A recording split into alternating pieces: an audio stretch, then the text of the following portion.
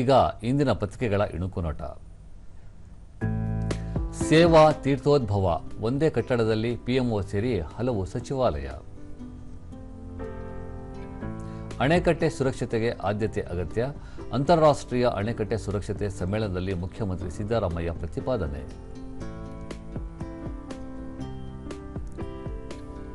ಸಾವಿರ ದಿನದ ಸಂಭ್ರಮ, ಹಾವೇರಿಯಲ್ಲಿ ಇಂದು ಸರಕಾರದ ಬೃಹತ್ ಸಮಾವೇಶ, 6,500 ಹೊಸ ಕಂದಾಯ ಗ್ರಾಮಗಳ ಘೋಷಣೆಗೆ ಸಿದ್ಧತೆ.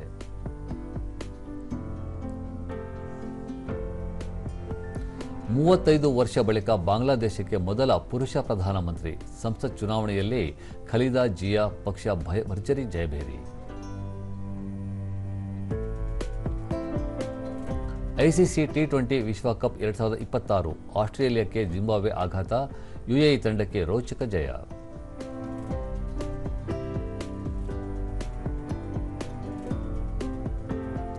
ಇವು ಇಂದಿನ ಪತ್ರಿಕೆಗಳ ಪ್ರಮುಖ ಸುದ್ದಿ. ಉಳಿದಂತೆ ಪ್ರಧಾನಿ ನೂತನ ಕಚೇರಿಗೆ ಬೇಲೂರು ದೇಗುಲ ಸ್ಫೂರ್ತಿ, 80 ವರ್ಷ ಬಳಿಕ ಪಿಎಂಒಗೆ ಹೊಸ ಅಡ್ರೆಸ್, ಸೇವಾ ತೀರ್ಥ ಉದ್ಘಾಟಿಸಿದ ಮೋದಿ. ಬೆಂಗಳೂರಲ್ಲಿ ಇಂದಿನಿಂದ ಸಖಿ ಆಟೋ ಸೇವೆ ಶುರು, ಈ ಆಟೋದಲ್ಲಿ ಚಾಲಕರು, ಪ್ರಯಾಣಿಕರೊಬ್ಬರು ಮಹಿಳೆಯರೇ.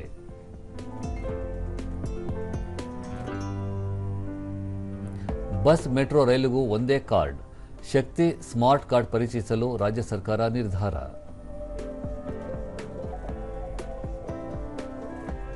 ನಾಳೆ ಶಿವರಾತ್ರಿ ಆಚರಣೆಗೆ ನಗರದ ದೇಗುಲಗಳು ಸಜ್ಜು, ಶಿವನ ದೇವಾಲಯಗಳಲ್ಲಿ ವಿಶೇಷ ಪೂಜೆ.